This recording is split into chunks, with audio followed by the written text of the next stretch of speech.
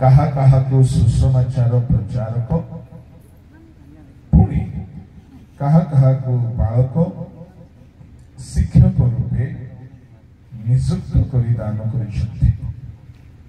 तो द्वारा 12 पदर लिखा अछि साधु मानक सेवा कार्य निमंते सिद्धि साधु माने सेवा कार्य निमंते सिद्धि लाभ करती ख्रीष्टन को शरीर निष्ठा प्राप्त हुए। शेष जेपरि आमे माने समस्ते विश्वास रे ईश्वर पुत्र विषय प्रभु श्रीकृष्ण नाम रे आप मानकु प्रेमर नमस्कार जनाए। मंजित HPP चैनल तरफ आप मानकु स्वागत जनाए। वर्तमान आसंतु आम माने कुतपाड़ी ग्राम रे एक सभा हेतिला आ सेई सभार वाक्य सुनिबा आमे सार जितुलिमा सारंक द्वारा आमे सुनिबा जे कांत आमानंक भितरे केमिति रहउची आउ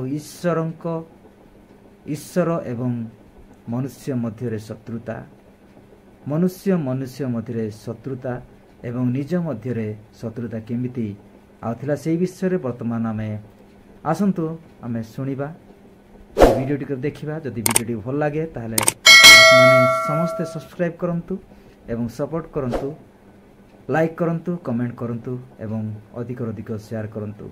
चलंतु आमे से वीडियोटी वर्तमान देखिबा। ज्ञान एकता प्राप्त है। प्रिय ईश्वर लोक माने मनीष को एकता रे परमेश्वर देखिबा पई चाहंती। एकता कहा कहा सहित एकता ध्यान रे सुनिबे बड़ आवश्यक कथा। परमेश्वर मनुष्य को एकता रे देखिबा पई चाहंती। केउ स्थान रे से एकता देखिबा पई चाहंती। प्रथम है मनीष ईश्वर सहित एकता। द्वितीय मनीष आउ गोटे मनीष सहित एकता। तृतीय मनीष निज मन सहित एकता। केमती जदि आमर मन अलगा चली आमे अलगा अच्छु आम से गीतर किसी लाभ ना। आमर मन अलगा दिगरे अच्छी आमे प्रार्थना पार्टी कर चलु आम मन सहित आमे एक ना। ताने निज भितर एक हेबाकु पड़िबो। एणु निज भितर एक कथा जदि हम तो काली की देखिबा। द्वितीय एकता मनीष सहित एकता। प्रथम एकता ईश्वर मनीष सहित एकता। अच्छा एकता ईश्वर मनीष सहित एही जो एकता एहा केबे नष्ट हैला काहेकि नष्ट हैला किए नष्ट कला एहा प्रथमे जानिबा दरकार। आमे पढ़िबा बाहर करंतु जीशुख्रीष्ट क्रूसरे बद्ध करागले तांकर क्रूसीय बद्ध हेबार उद्देश्य कौन थिला। 2 अध्याय ताहार 13-14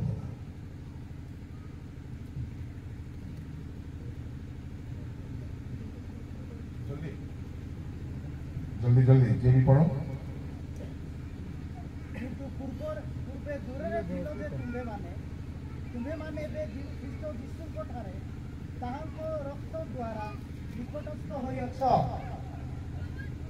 କିନ୍ତୁ ପୂର୍ବେ ଦୂରରେ ଥିଲ ଯେ ତୁମ୍ଭେମାନେ ଏବେ ଖ୍ରୀଷ୍ଟ ଯୀଶୁଙ୍କ ଠାରେ ତାହାଙ୍କ ରକ୍ତ ଦ୍ୱାରା ନିକଟସ୍ଥ ହୋଇଅଛ।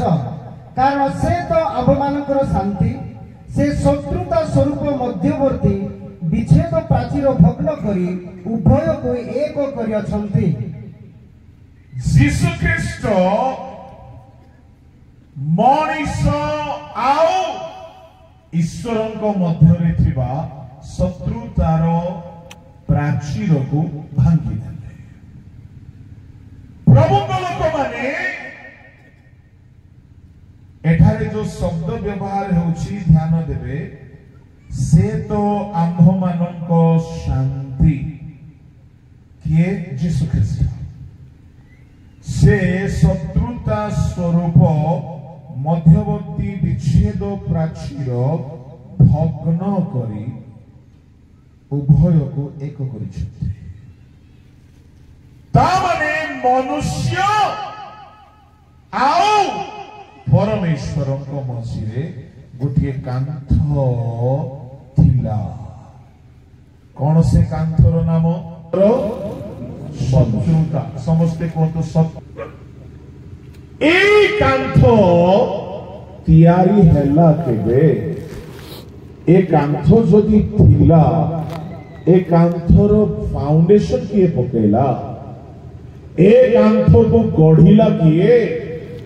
ଏ କାନ୍ଥ କେତେ ବର୍ଷ ରହିଲା? ଏ କାନ୍ଥ ଥିବା ଦ୍ୱାରା କଣ କ୍ଷତି ଘଟିଲା? ପ୍ରଭୁଙ୍କ ଲୋକମାନେ, ଏ କାନ୍ଥ ଲେଖା ଅଛି ସେ प्रभु यीशु ख्रीस्ट, से अर्थात प्रभु यीशु ख्रीस्ट 13 पदरे एक कांथ थिबा द्वारा आमे पूर्वे दूर रे थिलो। काईगी एक कांथ रही जाइथिला, आमको दूर को निया जाइथिला। एक कांथ कोन थे? शत्रुता। आहा, प्रभु को लोक माने ए शत्रुतार कांथ तैयारी कला किए? जाकब 4:4 पढ़ंतु। केते बेले जणे ईश्वर को शत्रु ही जाए?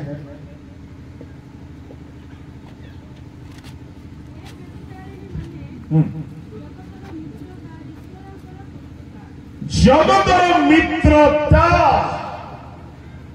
ईश्वरंकर शत्रुता। तामाने जेउ दिन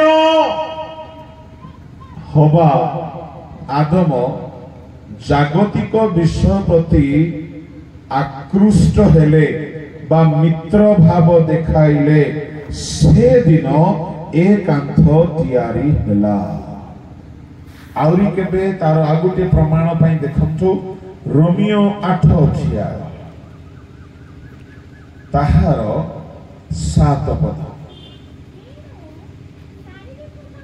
5 पड़ पड़ 4 रु पढ़।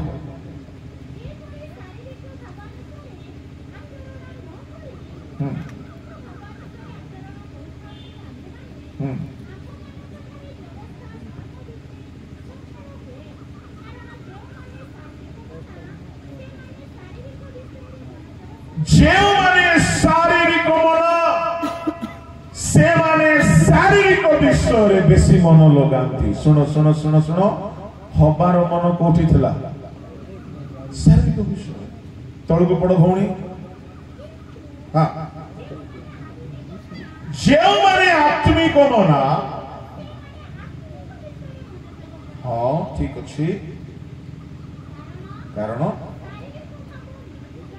हाँ हाँ 7 पद बड़ ध्यान रे शुणु।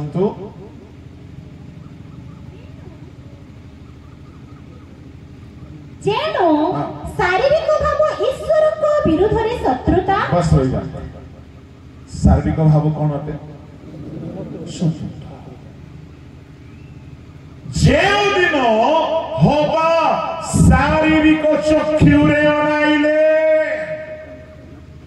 ଶାରୀରିକ କ୍ଷୁଧା ପାଇଁ, ଲୋଭ ପାଇଁ ସେ ଫଳ ତୋଳିଲେ, ଖାଇଦେଲେ, ପାପ କଲେ, ସେଦିନ ଶତ୍ରୁତା ପରମେଶ୍ୱର ମନୁଷ୍ୟ ମଧ୍ୟରେ ଆରମ୍ଭ ହେଲା।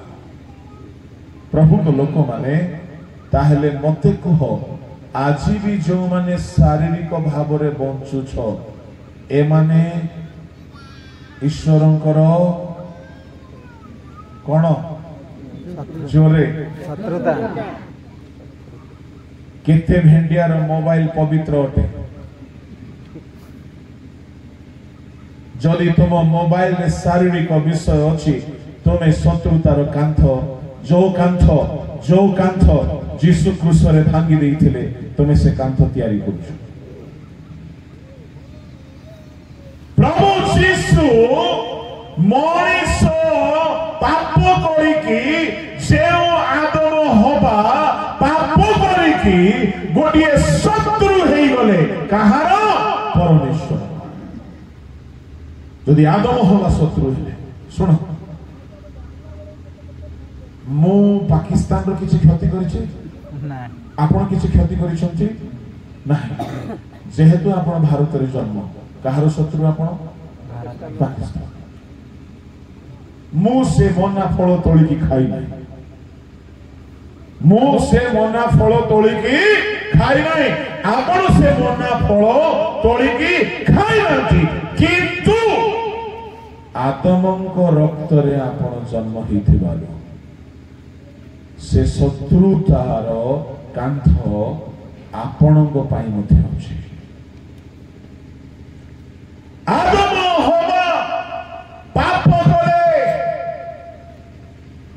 ପାପ ହେତୁରୁ, ଶାରୀରିକ ଭାବ ହେତୁରୁ ଈଶ୍ୱରଙ୍କର ଶତ୍ରୁ ହେଇଗଲେ। ଆମେ ସମସ୍ତେ ଈଶ୍ୱରଙ୍କର ଶତ୍ରୁ ହେଇଗଲା। କାହିଁକି? ଶୁଣ, ଆଦମ ହବା କାହିଁକି ଈଶ୍ୱରଙ୍କର ଶତ୍ରୁ ହେଲେ?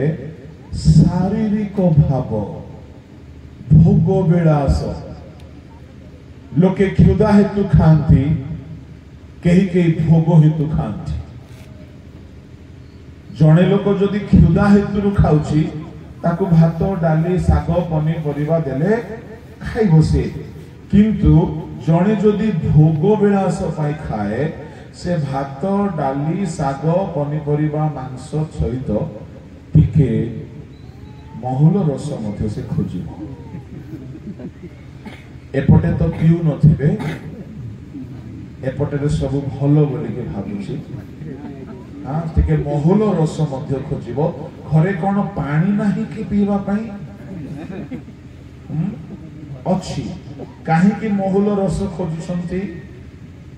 ଇଂଲିଶରେ କହିବା ମହୁଲ ଜୁସ୍। ଭୋଗ ବିଳାସ। ପ୍ରଭୁଙ୍କ ଲୋକମାନେ ଆଦମ ହବାଙ୍କ ପାଇଁ ଏଦେନ ଉଦ୍ୟାନରେ ଅପର୍ଯ୍ୟାପ୍ତ ଫଳ ଥିଲା। ଭାବି ଦେଖନ୍ତୁ, ଯୋଉ ଫଳ ଗୁଡାକ ଆମେ ଖାଲି ବେଳେ ବେଳେ ଭିଡିଓରେ ଦେଖିଥିବା, ସେମାନେ ସେ ସବୁ ଖାଇଥିବେ। ଆମକୁ ବେଶୀ ଫଳ ଖାଇବାକୁ ମିଳୁନାହିଁ। ମୁଁ ଗୋଟେ ଫଳ ଦେଖିଲି, ଆଶ୍ଚର୍ଯ୍ୟ ହେଲି। ଫଳର ନାଁ ହଉଛି ସାରଣ। କି ଫଳ? ସାରଣ। ଗୀତ, ପରମ ଗୀତରେ ଲେଖା ହଉଛି ସାରଣର ଗୋଲାପ ବୋଲି। ସେ ଫଳର ନାଁ ସାରଣ। ହେଲେ ଆମ ଶ୍ରୀମତୀ କିଣିକି ଆଣିଥିଲେ।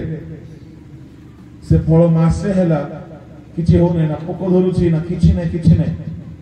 ସେ ମା ଝିଅ ଖାଉନାହାନ୍ତି। ହେଲେ ମୁଁ ତ ଟିକେ କମ ଖାଇବା ଲୋକ, ଆପଣ ମାନେ ଦେଖୁଛନ୍ତି। ମୋର ଓଜନ ତ ଏମିତି ଅନୁଗ୍ରହରେ ବଢି ଯାଇଛି, ମାତ୍ର 112-13 ହେଇଛି, ବେଶୀ ହେଇନାହିଁ। ତ ସେ ଫଳକୁ ମୁଁ ଚାଖିଲି, ତାର ସ୍ୱାଦ ମୁଁ କହିପାରିବିନି। ମୁଁ ଭାବୁଛି ଦୁନିଆରେ ଯଦି ଆମେ ଏବେ ଜନ୍ମ ହେଇକି କନ୍ଧମାଳ ଲୋକ ଷ୍ଟ୍ରବେରୀ ଖାଇଲେଣି, ଭାବି ଦେଖ। କନ୍ଧମାଳରେ କଣ ହେଲାଣି? ଷ୍ଟ୍ରବେରୀ ହେଲାଣି।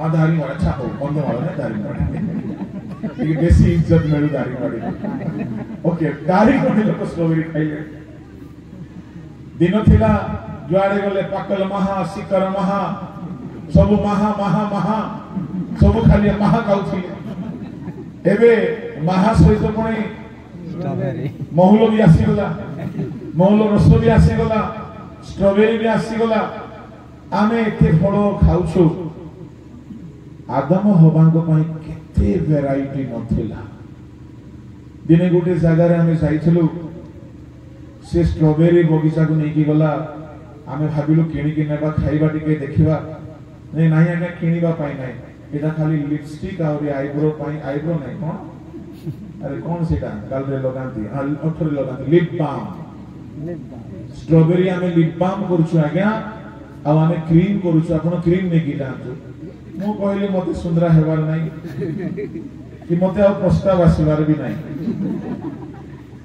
हालेलुया क्या बाहा हेबार भी नाही कि जहा को सुंदर मुह देखिबार अछि से मान देखु छथि दुनिया रे आमको ईश्वर को वाक्य कहवा दरकार खाइबा को थिले दियो लगेबा पई किछ आवश्यक नाही नाही जणे कहला आज्ञा YouTube रे भलो देखा जिवे मु जदी YouTube रे भलो देखा गले कार परित्राण हेई थांता ताहले बाइबल प्रचार कोन दरकार से लिपबाम लोगे के सब थियाई थांते पास्टर माने एनो से सब रे किछि नाही ए सब शारीरिक भाव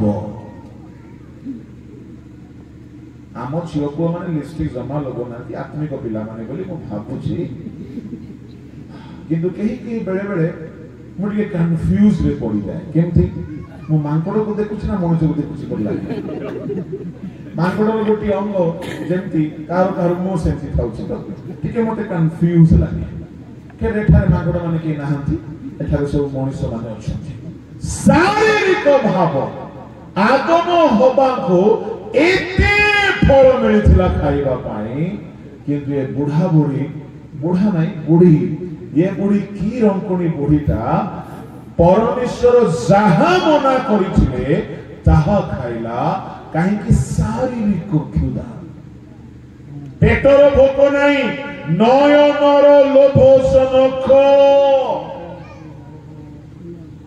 ता माने चक्षुरे जहा ताहा को भलो लागिला सीधा खाइला सुनो खाइबा सकाशे पाप हैला पाप हेतु शत्रुता हैला शत्रुता हेतु परमेश्वर मनुष्य मध्य गोटे कांथ तैयारी हो गला नयनर लोभ आउ थरे कहूची ए नयनर लोभ एहा तांकर आवश्यक खाद्य नथिला एहा तांकर शारीरिक चक्षुर अभिलाष थिला ए अभिलाष पाप कराइला ए पाप अनाज्ञा मोहरे परिणत हैला ए अनाज्ञा मोहता हेतु परमेश्वर मनुष्य शत्रु हे गले मझे गोटे शत्रुतार कांथ ठिया हे गला मु कहिबा पई चाहे आज जदि आमे सेमिति चक्षुरे मंद विषय को देखुछु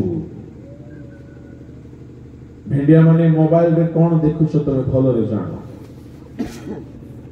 आजिकाली भेंडिया माने सकाळे सकाळे सोइबा को जाउछंती पाहांतिया रे सोउछंती राती सारा मोबाइल रे आसक्त रहउछंती से पुओ हेउतो कि झियो हेउतो 12टा गोटे 2टा 3टा जाय मोबाइल रे वीडियो इत्यादि इत्यादि रे आसक्त मु कहिबा पई चाहे जदि कोनोसी मंद विषय रे तुमर चक्षु लोभाक्रांत हे जाउछि ताहेले तुमे पाप करी परमेश्वरଙ୍କ ठारू दूरକୁ जाउछो शत्रुतार कांथ ठिया हे जाउछि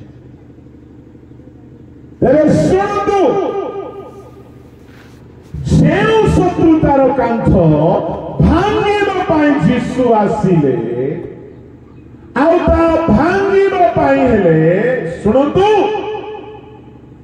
जेउ पाप हेतु से कांथ तैयारी हेतला से पाप दूर न करिबा जाय से कांथ भांगिबो नाही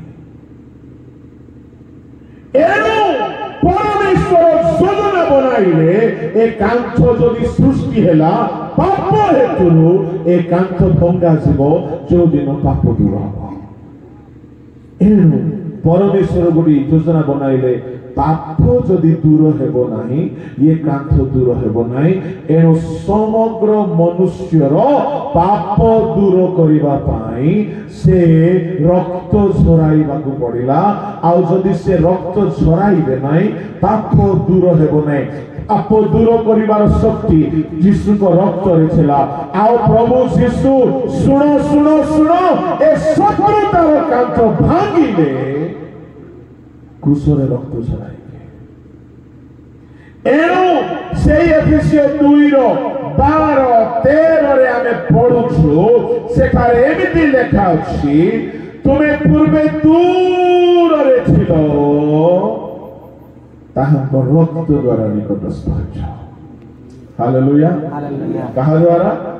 ରକ୍ତ ଦ୍ୱାରା। କାହିଁକି ରକ୍ତ ଦ୍ୱାରା? ତାମାନେ ରକ୍ତ ଶତ୍ରୁତାର କାନ୍ଥକୁ ଭାଙ୍ଗିଦେଲା। ଏ ରକ୍ତ ପାପର ମୂଳ ଦୋଷକୁ ସମାପ୍ତ କଲା। ଶୁଣନ୍ତୁ, ଯଦି ଶତ୍ରୁତାର କାନ୍ଥକୁ ଭାଙ୍ଗିବା ପାଇଁ ଯୀଶୁ ରକ୍ତ ଝରାଇଲେ,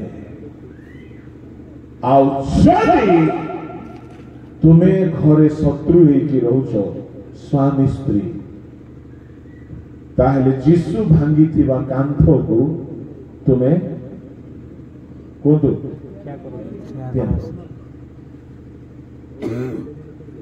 ଏଠାରେ ଅନେକ ଥିବେ ଭାଇ ଭାଇ ମଧ୍ୟରେ ଶତ୍ରୁତା, ଦୁଇଟି ଚା ମଧ୍ୟରେ ଶତ୍ରୁତା, ଶାଶୁ ବୋହୂ ମଧ୍ୟରେ ଶତ୍ରୁତା, ସେ ତ ଛାଡ଼, ବାଳକ ବାଳକ ମଧ୍ୟରେ ଶତ୍ରୁତା, ସଂସ୍ଥା ମଧ୍ୟରେ ଶତ୍ରୁତା। ମୁଁ ଆତ୍ମ ବଡ଼ିମା ପାଇଁ କହୁନାହିଁ, ଈଶ୍ୱରଙ୍କ ବେଦୀରୁ କହୁଛି, 30 ବର୍ଷ କାଳରେ ମୁଁ କାହା ସବୁ ଶତ୍ରୁତା ରଖି ନାହିଁ, କିନ୍ତୁ ମୋ ବିରୁଦ୍ଧରେ ବହୁତ ନିନ୍ଦା କରିବା ଲୋକ ଅଛନ୍ତି। ମୁଁ ଜାଣେ ସେମାନେ ବହୁତ ଶତ୍ରୁତାର କର୍ମ କରୁଛନ୍ତି। ଈଶ୍ୱରଙ୍କ ବେଦୀରୁ ମୁଁ କହୁଛି, ବହୁତ ନିନ୍ଦା, ମନ ଗଢ଼ା ବଦନାମ କରିବା ପାଇଁ ଚେଷ୍ଟା କଲେ ମଧ୍ୟ ମୁଁ ଶତ୍ରୁତା ରଖି ନାହିଁ। କାହିଁକି ଜାଣିଛନ୍ତି? ଯଦି ମୁଁ ଶତ୍ରୁତା ରଖିବି, ଯେଉଁ କାନ୍ଥକୁ ଭାଙ୍ଗିବା ପାଇଁ ଯୀଶୁଙ୍କୁ ପ୍ରାଣ ଦେବାକୁ ପଡ଼ିଲା, ସେ କାନ୍ଥକୁ ମୁଁ ତିଆରି କଲା ପରି ହେବ। ଭାବି ଦେଖ, ଶତ୍ରୁତା ଛୋଟ ପାପ ନାହିଁ। ଆଜି ପାଷ୍ଟର ଆସୋସିଏସନ ଅଛି, କିନ୍ତୁ ପାଷ୍ଟର୍ସ ମାନଙ୍କ ଭିତରେ ଏକତା ଅଛି ତ? ଗୋଟିଏ ମାର ଗର୍ଭରୁ ଜନ୍ମ ହୁଅନ୍ତି ପିଲାମାନେ, ବାହାସା ହେଲା ପରେ ଶତ୍ରୁତା ଆସେ। ଭାବି ଦେଖନ୍ତୁ, ଯେଉଁ ଶତ୍ରୁତାକୁ ଦୂର କରିବା ପାଇଁ ଈଶ୍ୱର ନିଜ ପୁଅକୁ ଖଣ୍ଡ ଖଣ୍ଡ କରିବାକୁ ଛାଡ଼ିଦେଲେ, କ୍ଷତ ବିକ୍ଷତ ହେବାକୁ ଛାଡ଼ିଦେଲେ, ମରିବାକୁ ଛାଡ଼ିଦେଲେ, ଯୀଶୁ ଆସିଲେ ଏ ଶତ୍ରୁତାର କାନ୍ଥ ଭାଙ୍ଗିବା ପାଇଁ ରକ୍ତ ଝରାଇଲେ। ତାମାନେ ସ୍ୱର୍ଗ ସହିତ ପୃଥିବୀର ଶତ୍ରୁତା ଦୂର ହେଲା ସେଦିନ। ଜାଣିଛନ୍ତି, ସ୍ୱର୍ଗ ସହିତ ପୃଥିବୀର ଶତ୍ରୁତା ଦୂର କରିବା ପାଇଁ ପୃଥିବୀରେ କାହାର ରାଜତ୍ୱ ଥିଲା? ସେ ଯାଏ ଶୈତାନ। ତାମାନେ ଯେପରି ସ୍ୱର୍ଗରେ ସେପରି ପୃଥିବୀରେ ତୁମର ଇଚ୍ଛା ସଫଳ ହେଉ ବୋଲି ଯୀଶୁ କଣ ପାଇଁ ପ୍ରାର୍ଥନା ଶିଖେଇଥିଲେ ଜାଣିଛନ୍ତି? ସ୍ୱର୍ଗରେ ପିତାଙ୍କ ଇଚ୍ଛା ଚାଲିଥିଲା, ପୃଥିବୀରେ ଶୈତାନର ଇଚ୍ଛା ଚାଲିଥିଲା।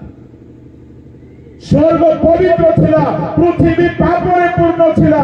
ସ୍ୱର୍ଗ ଧାର୍ମିକ ମାନଙ୍କର ସ୍ଥାନ ଥିଲା, ପୃଥିବୀ ଅନ୍ଧକାରମୟ ଥିଲା।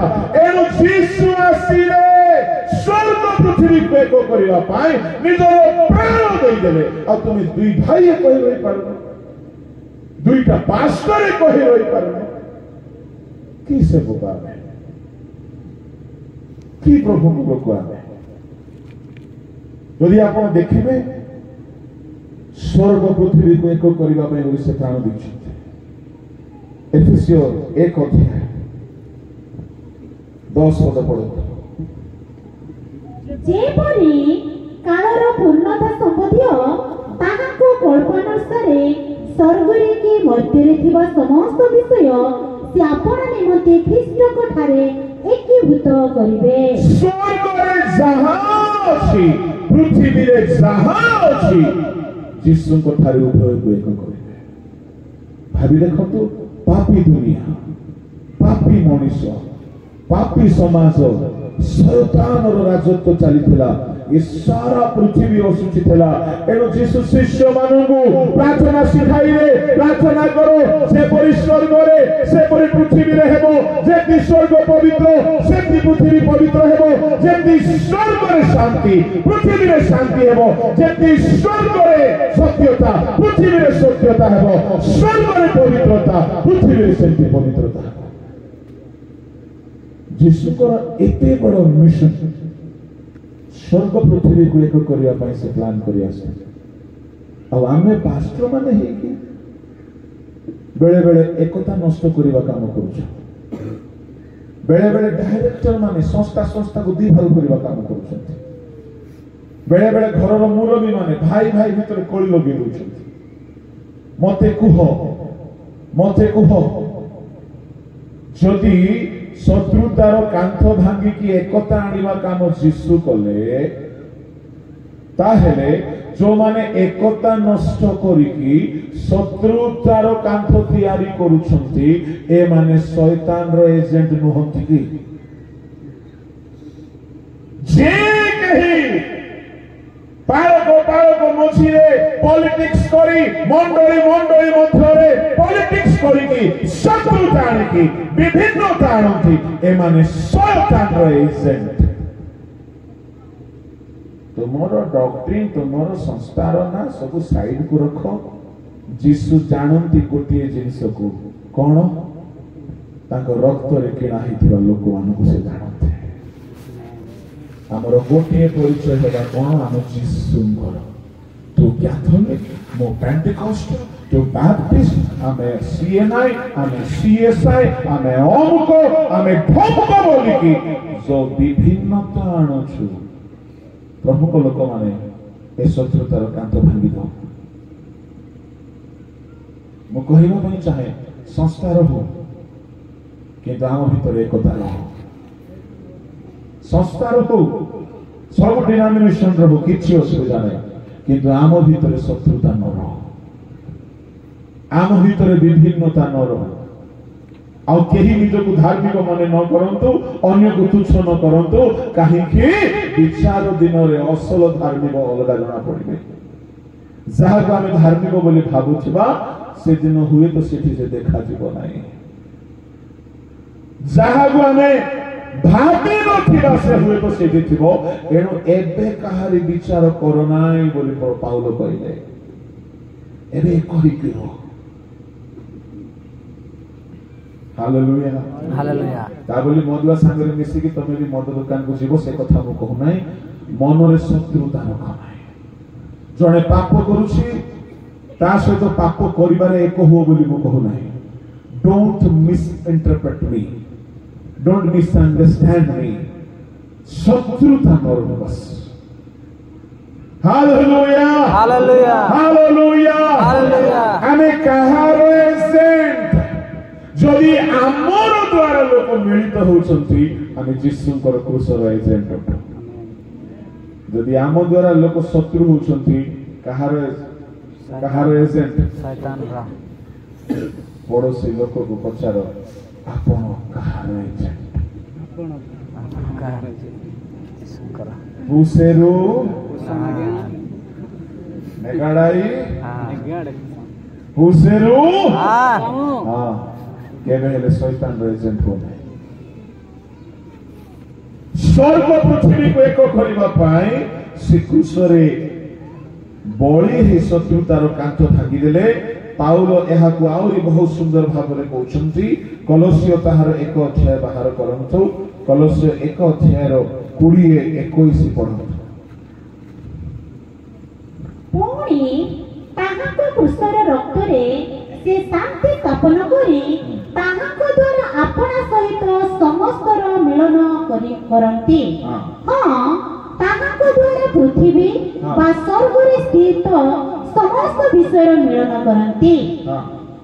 ଆଉ ପୂର୍ବେ ଦୁଷ୍କର୍ମ କରି ତୁମେମାନେ ଈଶ୍ୱରଙ୍କ ଠାରୁ ପୃଥକ ଓ ମନରେ ତାହାଙ୍କର ଶତ୍ରୁ ଥିଲ, କିନ୍ତୁ ଏବେ ସେ ତୁମମାନଙ୍କୁ ମଧ୍ୟ ଆପଣା ସାକ୍ଷାତରେ ପବିତ୍ର, ଅନିନ୍ଦନୀୟ ଓ ନିର୍ଦ୍ଦୋଷ କରି ସ୍ଥାପନ କରିବା ନିମନ୍ତେ ଖ୍ରୀଷ୍ଟଙ୍କ ମାଂସମୟ ଶରୀରରେ ମୃତ୍ୟୁ ଦ୍ୱାରା ତୁମମାନଙ୍କୁ ଆପଣଙ୍କ ସହିତ ମିଳିତ କରିଅଛନ୍ତି। ହାଲେଲୁୟା।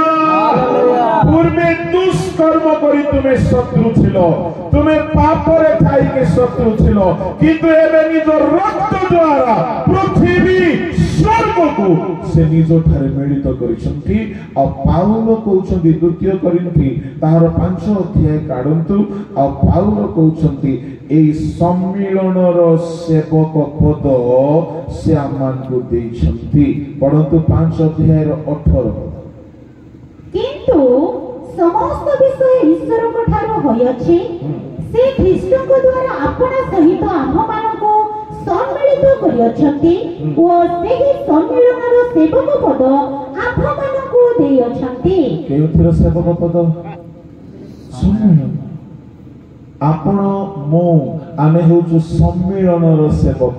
ତା ମାନେ ଆମର ସେବାରେ ଶୁଣନ୍ତୁ ଶୁଣନ୍ତୁ ଶୁଣନ୍ତୁ ମଣିଷ ଈଶ୍ୱରଙ୍କ ସହିତ ମିଳିତ ହେଉଥିବା ଅଛି। ଆମର ଗୀତ ଦ୍ୱାରା ଜଣେ ପାପୀ ଈଶ୍ୱରଙ୍କ ସହିତ ମିଳିତ ହେବାର ଅଛି। ଆମର ବାକ୍ୟ ଦ୍ୱାରା ଜଣେ ପାପୀ ଈଶ୍ୱରଙ୍କ ସହିତ ମିଳିତ ହେବାର ଅଛି। କେତେବେଳେ ମିଳିତ ହେବ? ଯେତେବେଳେ ସେ ପାପ ଛାଡ଼ିବ, ପାପ ଦୂର କରିବ। ଏଣୁ ପାଉଲ କହିଲେ ମତେ ପ୍ରଭୁ ସମ୍ମିଳନର ସେବକ ବନେଇଛନ୍ତି। ତା ମାନେ ମୁଁ ମଣିଷ ମାନଙ୍କୁ, ପାପୀ ମାନଙ୍କୁ, ଚୋର ମାନଙ୍କୁ, ବ୍ୟଭିଚାରୀ ମାନଙ୍କୁ ସେମାନଙ୍କ ପାପରୁ ପୃଥକ କରାଇ, ଅନୁତାପ କରାଇ, ଯୀଶୁଙ୍କ ରକ୍ତରେ ଶୁଚି କରାଇ, ସୁସମାଚାର ଦେଇ ଈଶ୍ୱରଙ୍କ ସହିତ ମିଳିତ କରାଉଛି। Hallelujah hallelujah. ମୁଁ ଆପଣଙ୍କୁ କହିଲି 3 ଗୋଟିଏ କଥା। ମଣିଷ ଈଶ୍ୱରଙ୍କ ସହିତ ଏକ ହେବାକୁ ପଡ଼ିବ। ଜଣେ ପାପୀ ଯେତେବେଳେ ପାପ ଛାଡ଼ିକି ଫେରିବ, ସେ ଈଶ୍ୱରଙ୍କ ସହିତ ମିଳିତ ହେବ। ତଳକୁ ଟିକେ 19-20 ମଧ୍ୟ ପଢି ଦିଅନ୍ତୁ। ସେହି ସମ୍ମିଳନର ବାକ୍ୟ ଏହି, ଈଶ୍ୱର ଖ୍ରୀଷ୍ଟଙ୍କ ଠାରେ ଜଗତକୁ ଆପଣା ସହିତ ସମ୍ମିଳିତ କରୁଥିଲେ। ସେ ଜଗତବାସୀ ମାନଙ୍କର ଅପରାଧ ଗଣନା ନ କରି ସେହି ସମ୍ମିଳନର ବାକ୍ୟ ଆମ୍ଭମାନଙ୍କ ନିକଟରେ ସମର୍ପଣ କରିଅଛନ୍ତି। Hallelujah hallelujah. 20 ପଦ। ଅତଏବ ଈଶ୍ୱର ଆମ୍ଭମାନଙ୍କ ଦ୍ୱାରା ଆହ୍ୱାନ କରୁଥିବାରୁ ଆମ୍ଭେମାନେ ଖ୍ରୀଷ୍ଟଙ୍କ ପକ୍ଷରେ ରାଜଦୂତ କର୍ମ କରୁଅଛୁ। ଖ୍ରୀଷ୍ଟଙ୍କ ପକ୍ଷରୁ ଆମ୍ଭେମାନେ ନିବେଦନ କରୁଅଛୁ, ତୁମେମାନେ ଈଶ୍ୱରଙ୍କ ସହିତ ସମ୍ମିଳିତ ହୁଅ। ଈଶ୍ୱରଙ୍କ ସହିତ ସମ୍ମିଳିତ ହୁଅ ବୋଲି କହିଲେ ଆମେ ସମ୍ମିଳନର ସେବକ ପଦ ପାଇଛୁ। ମୁଁ ଓଡ଼ିଶାର ସେବକ ମାନଙ୍କୁ କହିବା ପାଇଁ ଚାହେଁ, କେବେ ବି ପଲିଟିକ୍ସ କରିକି ମଣ୍ଡଳୀ ମଧ୍ୟରେ ଏକତା ନଷ୍ଟ କରିବେ ନାହିଁ। ଯଦି ଆପଣ କରୁଛନ୍ତି, ଅନୁଷ୍ଠାନରେ ଏକତା ନଷ୍ଟ କରୁଛନ୍ତି, ଆପଣ ଯଦି ଆସୋସିଏସନରେ ଏକତା ନଷ୍ଟ କରୁଛନ୍ତି, ଆପଣ ଶୟତାନର ପ୍ରତିନିଧି ଅଟନ୍ତି, ପ୍ରଭୁଙ୍କ ଦାସ ନୁହନ୍ତି। ଯେହେତୁ ଭାବି ଦେଖନ୍ତୁ, ନିଜ ପୁଅକୁ ରକ୍ତାକ୍ତ ହେଇ ମରିବାକୁ ଦେଲେ ଶତ୍ରୁତା ଦୂର କରିକି ମେଳନ କରାଇବା ପାଇଁ, ଆଉ ତୁମେ ନିଜର ସ୍ୱାର୍ଥ ପାଇଁ, ନିଜର ସ୍ୱାର୍ଥ ପାଇଁ ଶତ୍ରୁତା ସୃଷ୍ଟି କରୁଛ। ଏହିପରି ଲୋକମାନେ ଅଭିଶପ୍ତ ହୁଅନ୍ତି ଯେଉଁମାନେ ଏକତା ଭଙ୍ଗ କରନ୍ତି।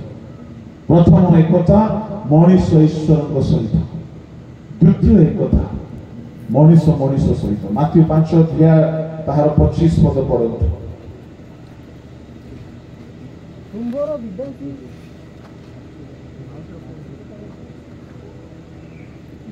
ତୁମ୍ଭର ବିବାଦୀ ସହିତ ବାଟରେ ଥିବା ସମୟରେ ଶୀଘ୍ର ତାହା ପ୍ରତି ମିଳନର ଭାବ ଦେଖାଅ। ବସ୍ ହୋଇଯାଆନ୍ତୁ। ସେ ଷ୍ଟୋରି ଆପଣମାନେ ଜାଣନ୍ତି। ଶୀଘ୍ର ଯଦି ବିବାଦୀ ଅଛନ୍ତି, ଶୀଘ୍ର ମିଳିତ ହୁଅ। ବିଳମ୍ବ କର ନାହିଁ, ବିଳମ୍ବ କର ନାହିଁ, ବିଳମ୍ବ କର ନାହିଁ। କାହିଁକି ଶୁଣନ୍ତୁ, ଯଦି ଆପଣ ଶତ୍ରୁତା ରଖିକି ଥିବେ, शयतान आसिकी राजत्व करिबो। मुहबत परवर्ती अधिवेशन आसंता काली कहबी एवं समय ना यदि शत्रुता अच्छी शीघ्र मिलित हुआ। दिनाकरण गोटे कथा कहबी दिनाकरण को किसी लोक निंदा करुले से हेतु दिनाकरण मन टे शत्रु भाव आसी जाइथिला से दुख करुले। दिनाकरण किडनी खराब है दिने प्रार्थना करू करू प्रभु दिनाकरण को कहले दिनाकरण औषध द्वारा तुम्हें ठीक हो ना किसी लोक सहित तुम शत्रुता अच्छी जाओ मिलित हुओ तुम सुस्थ हो से मिलित हुए सुस्थ दिनाकरण निजे कहते शत्रु थिबा समय शीघ्र मिलित हुओ काले विवादी तुमको कोठी पकई देबो विचारकर्ता हस्तरे समर्पण करिबो पुणी विचारकर्ता तुमको पदाकित हस्तरे समर्पण करिबे आओ तुम्हे कारागार रे निक्षेप हेबो। मो तुमको सत्य कहूछि तुम्हे शेष पाहुनाटे न सुझिबा पर्यंत से स्थानरु कोनोसी प्रकारे बाहरी आसी पारिबो नहीं जे जाय मिलित दिन मु एठारी गोटे कथा कहि कि आज अधिवेशन को शेष करिबी जदि केही कहा सहित कथा हेउना हाथ मिसौना ताकू देखिले तुमको बहुत खराब लागुछि मन मन मानु नाही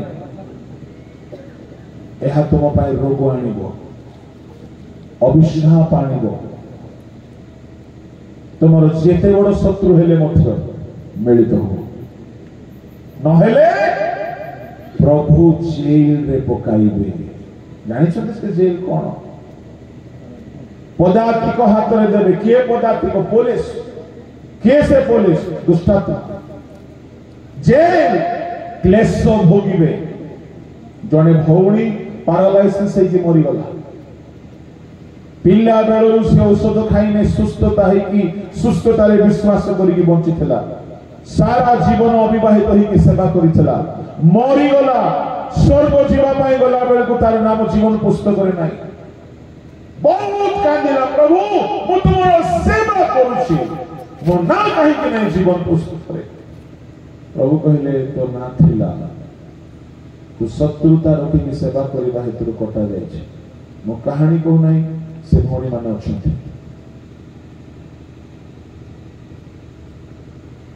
से बहुत कांदिला प्रभु मु नरक जीवा को चाहे नाही मु नरक जीवा को चाहे नाही मते किछि सुजोग दियो सुजोग नाही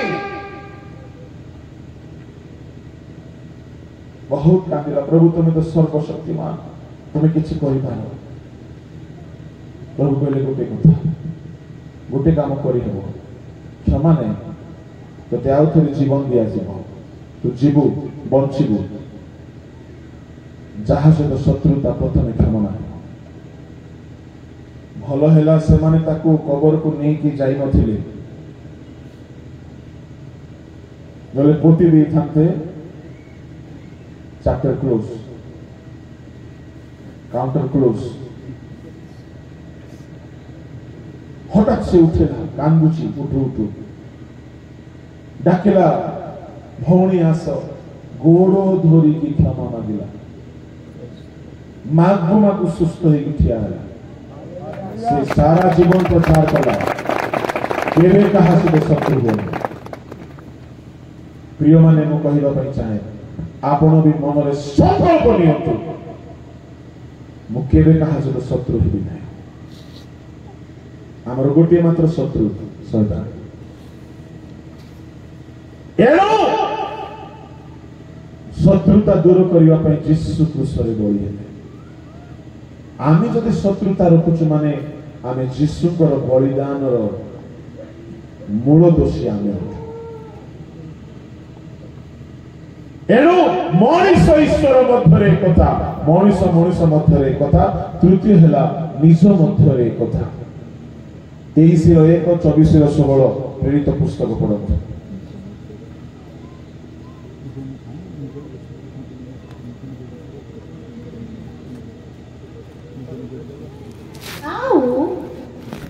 तेईस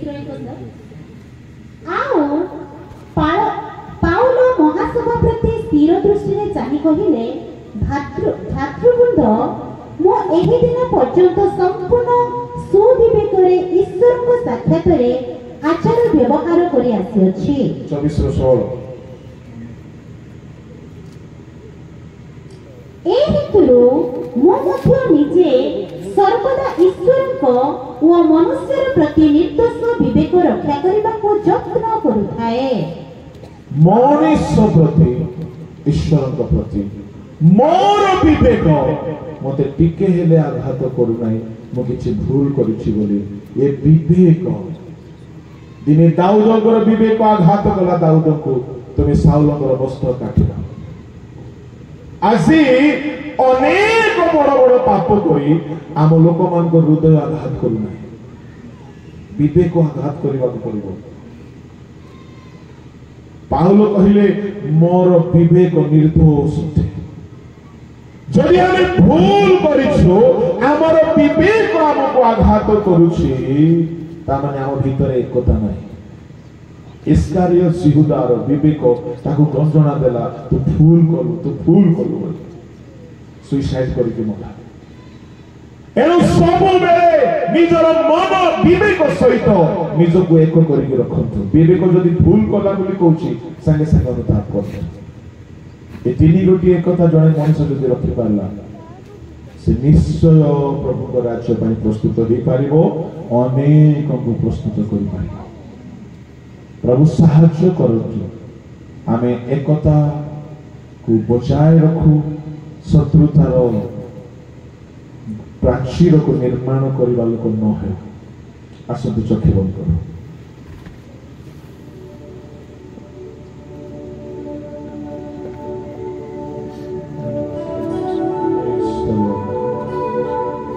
Thank you, Jesus. Hallelujah. Thank you, Lord. यीशु को चाहा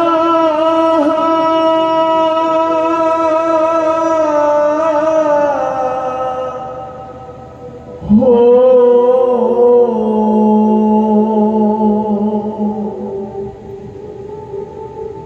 यीशु को चाहा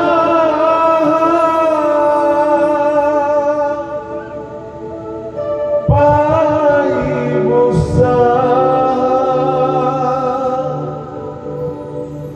বেদনা বুঝিব তোর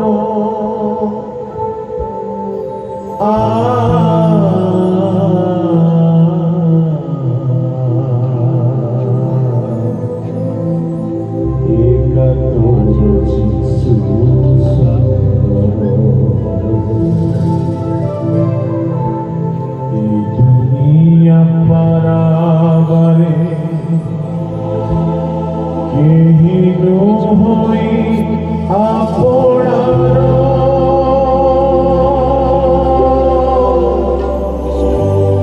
আহে প্রিয় জনমোহর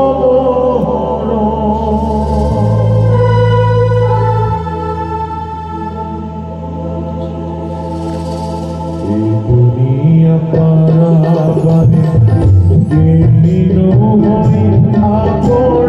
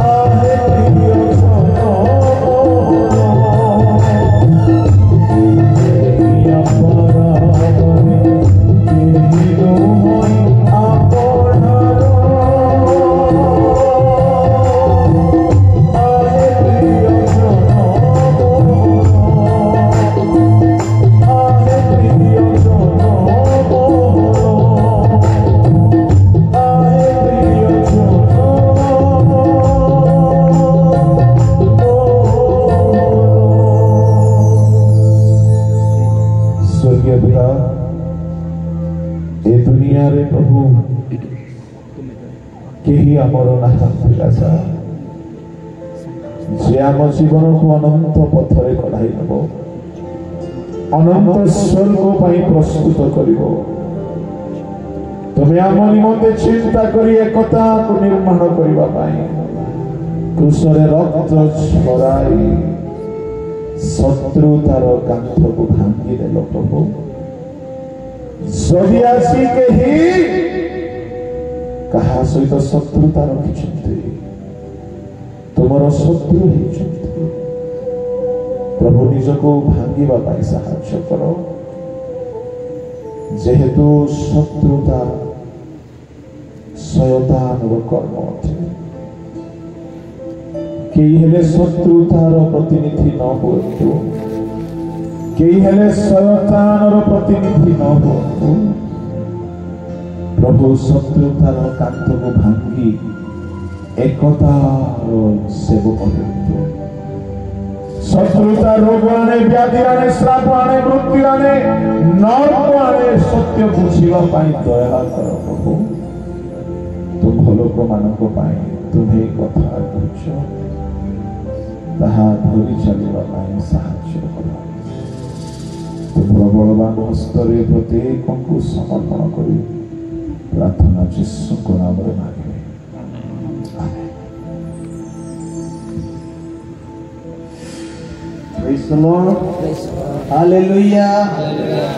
प्रभु आमको सुंदर कथा कहते, प्रभु गौरव पातु तथा आपणार दास को प्रभु आश्चर्य भाव अधिक अधिक व्यवहार करतु। वर्तमान आमको मध्य विवेक आज्ञा अच्छा से आसवे, किसी विज्ञापन रखिए, आज कार्यक्रम को समाप्त कर विज्ञापन यह आसंता काली आमकर ठीक 9 घटिका समय आरंभ हो, कारण यही सभार आसंता काली शेष दिन अटे और ठीक 9 घटिका समय आरंभ हो 2 घटिका समय समाप्त हो, 2 घटिकार 3 घटिका आम मध्याह्न भोजन हम।